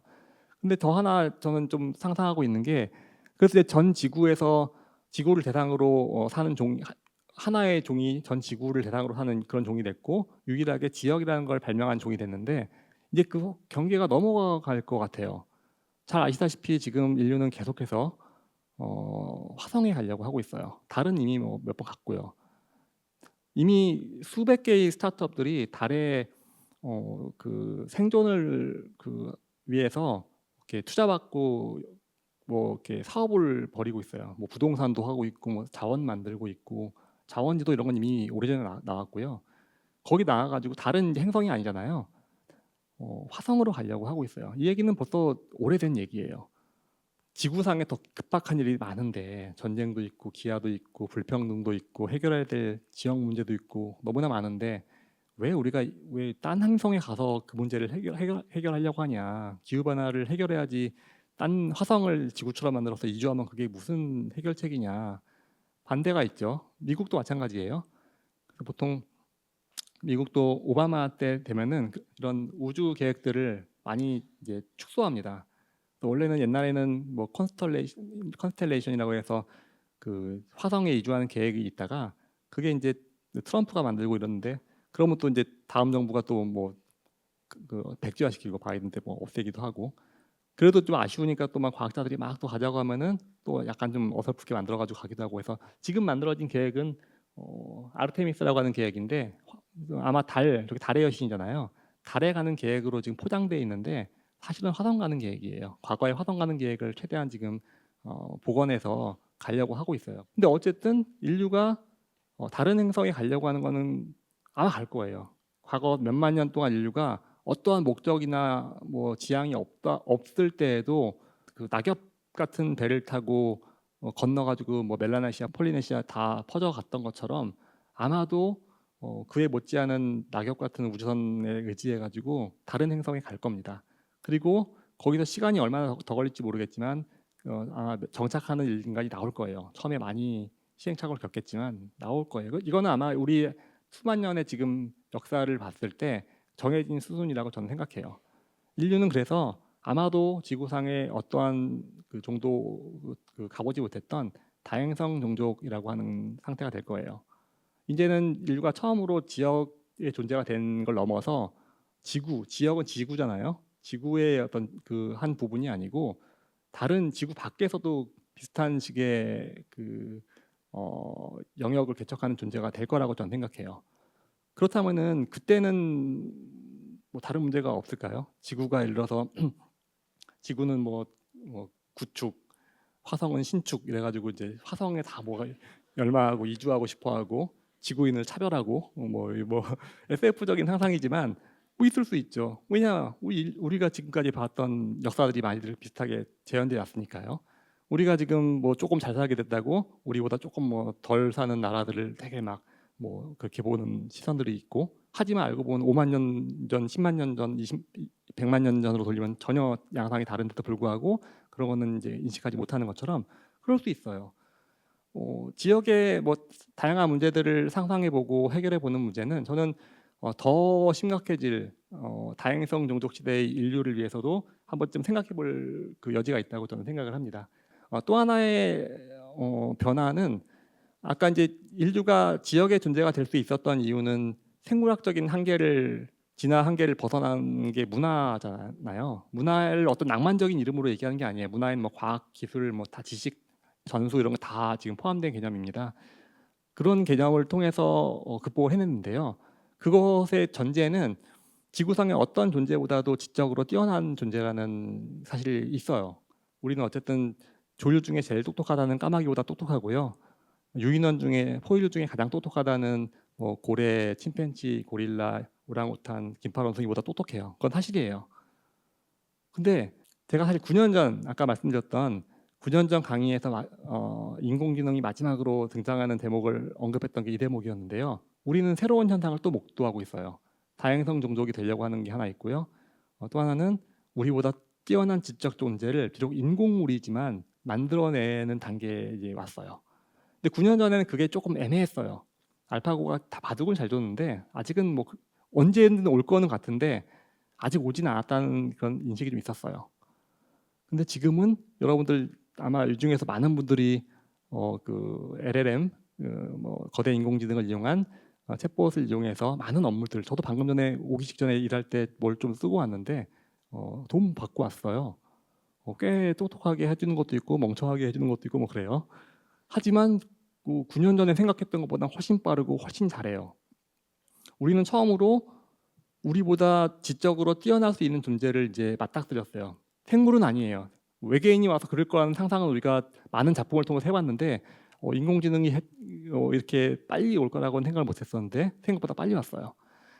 제가 9년 전에 말씀드렸던 에피소드가 있어요. 처음엔 제가 이제 알파고 얘기하면서 취재 그 얘기를 좀 드렸는데 그 당시 알파고가 여기 서울 여기 중구에서 이제 호텔에서 대국을 할 때 이세돌 구단과 대국을 할 때 저도 이제 기자를 보냈죠. 편집장 할 때니까 취재하러 보냈는데 첫 그 게임이었어요. 그때 혹시 분위기 기억나시는 분 계세요? 뭐 관심 가지시는 분들 중에도 아마 좀 기억나시는 분 계실 텐데요. 아무도 이세돌 구단이 질 거라고 얘기하지 않았어요. 정말 소수 의견이었어요. 그 AI가 이길 수도 있지 한 말은 정말 소수 의견이었어요. 대부분은 다 믿어 의심치 않았어요. 뭐 당연히 아직은 아니지. 바둑이 어떤 건데. 첫 대국이 한참 되고 있는데 이제 저는 이제 기자 보냈으니까 이제 화면으로 보고 있고 기자한테 계속 받고 있는데 이게 해설하는데 기억나시는지 모르겠는데 해설이 되게 좀 약간 좀 애매했어요. 이게 좀 이기고 있다는 건지 지고 있다는. 저는 바둑을 모르니까. 근데 이제 그 현장에 있는 기자한테 물어보니까 여기는 이미 다 끝났다고 다 이제 포기하는 분위기라고 지금 그렇다는 거예요. 그리고 이제 방송에는 이제 그 말을 못 하고 있는 거예요 보니까. 그러니까 이제 애매모호한 거예요 말이. 이게 좀 잘하는지 못하는지 모르고 결국은 패를 이제 하더라고요. 그때 사람들 굉장히 충격을 받았죠. 왜냐하면은 아직은 사람이, 그러니까 저는 이게 사람이 인간이 미학적으로 약간 이렇게 바뀌는 순간이었다고 생각하는데 정말 저는 그 대중의 반응이 정말 흥미로웠는데 이거는 그 제가 9년 전에도 똑같이 말씀을 한번 드린 적이 있는데요. 그때 이제 전 어쨌든 기자였으니까 그 반응을 좀 접했으니까요. 처음에는 이제 사람이 그 부정한 단계 있잖아요. 뭐 경악, 부정, 뭐 단계 있잖아요. 그 단계를 분명히 거쳐요. 거쳤는데요. 두 번째가 세 번째 그 패했을 때쯤 되면요 여론이 싹 바뀌어요. 당연히 처음부터 질 거지. 당연히 어떻게 인간이 기계를 이겨. 이걸로 바뀌어 있었어요. 순식간에 며칠 만에. 그거 혹시 못 느끼셨는지 모르겠어요. 왜냐하면 저희는 그 기사 준비하면서 그걸 많이 사전부터 막 전문가들 인터뷰하고 했었으니까 아무도 그렇게 정말 소수 의견이었거든요.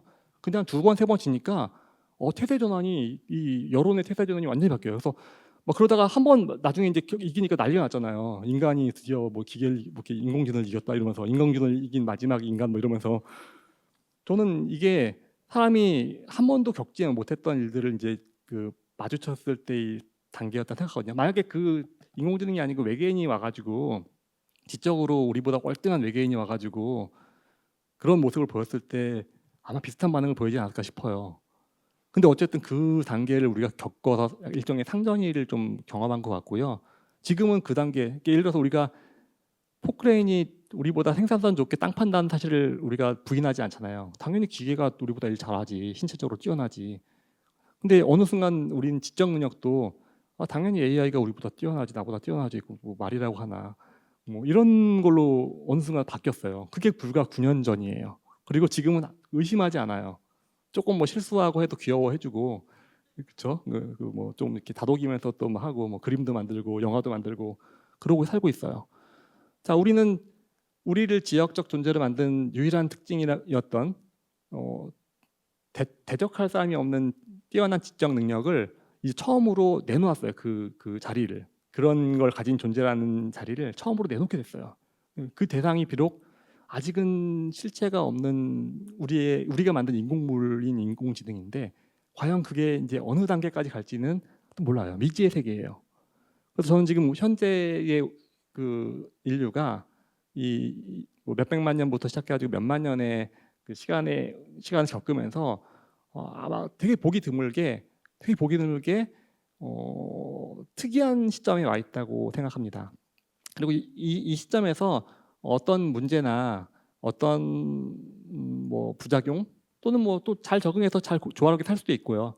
그렇게 될지는 과거에서 많이 찾아야 된다고 생각해요. 그래서 우리가 지금 뭐 키워드는 지역이지만 뭐 지역을 포함해서 많은 종류의 경험, 역사의 경험들을 아마도 많이 연구를 하고 힌트를 얻어야 되지 않을까 생각을 합니다. 그래서 이제 그런 대목을 마지막 메시지로 넣었고요.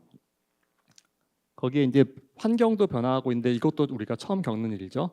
기후위기, 처음에 아까 말씀드렸던 것처럼 이거는 전 지구적인 현상이지만 그 피해와 대처는 지역에서 또 이루어져야 되는 또 전형적인 현상이에요.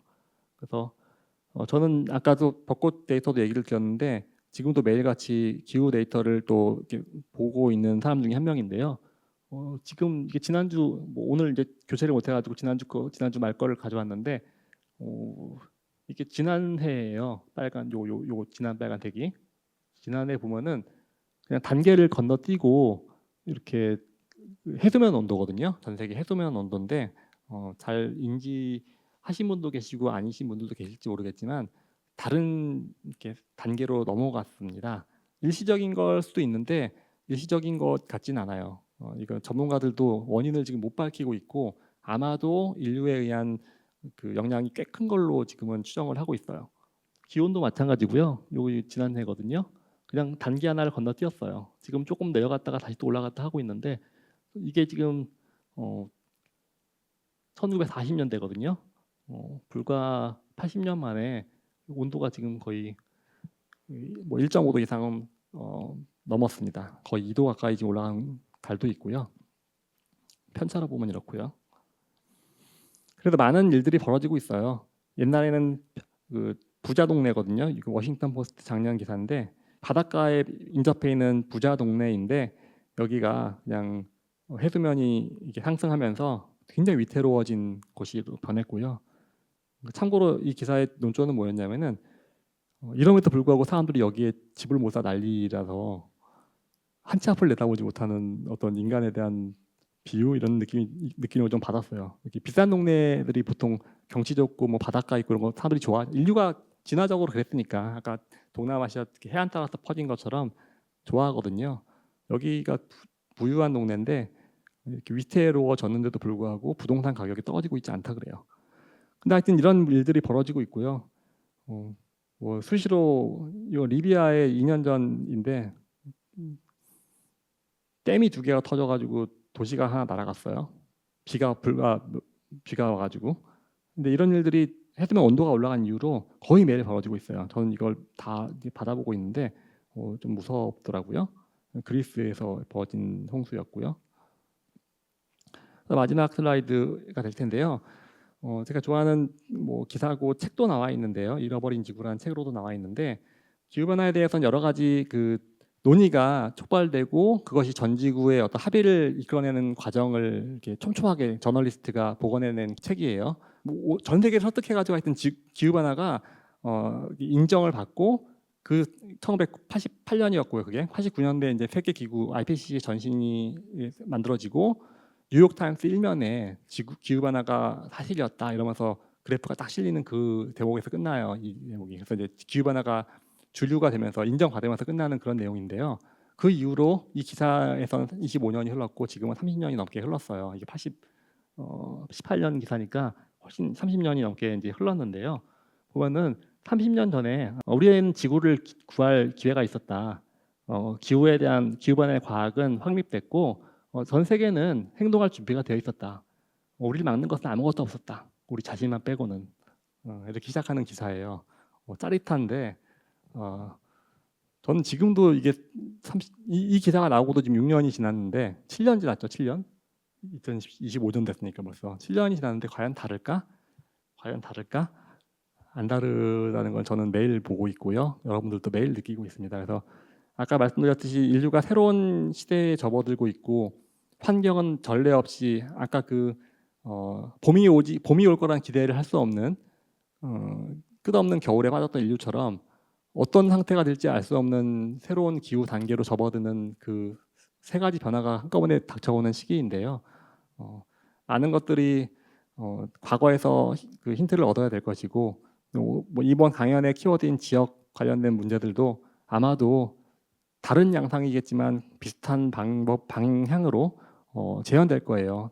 뭐 더 뛰어난 지적 존재에 대한 와의 관계, 다른 행성으로 확장된 지역에서의 어떤 문제 이런 것들이 계속해서 우리를 괴롭힐 텐데요.